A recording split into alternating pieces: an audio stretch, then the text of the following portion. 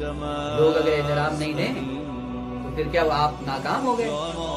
یا اگر لوگ آپ کو چونکہ سلام کرنا شروع کر دے تو آپ کامیاب ہو گئے؟ تو خالق کا یہ تمہارا حق ہے کہ میں تیری ساری ضروریات پوری کروں گا اور کسی سے آپ کو عدل کی توقع نہیں ہونی چاہیے۔ دو البتہ عدل مادی اور مالی، البتہ ہم جاتے ہیں اور فقہ اصغر میں جا کر مسائل کو حل کرنے کی کوشش کرتے ہیں۔ مثلا جاتے ہیں جی ہم عزاداری کے لیے یا مجالس پڑھتے ہیں تو ہم پیسہ طے کر سکتے ہیں یا نہیں کر سکتے؟ پھر وہ فقہی فتاوی بھی ذکر کرتے ہیں کہ نہیں کر سکتے ہیں، طے کر لیں، لے لیں۔ جب طے کر کے لے لیا ہے پھر توقع یہ ہے کہ حسین علیہ السلام سے بھی جا کے لینا ہے یا تو قیامت کے دن جناب زہرا سے بھی لینا ہے، خدا سے بھی لینا ہے۔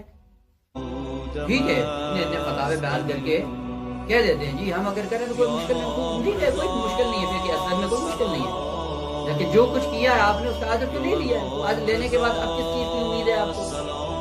قیامت کے دن درجات بھی ملیں، یہ کہاں سے ہوگا؟ قرب بھی ملے آئمہ کا، یہ کہاں سے ہوگا؟ وہ قرب ان کے لیے کہ جنہوں نے ان کے لیے انجام دیا ہے۔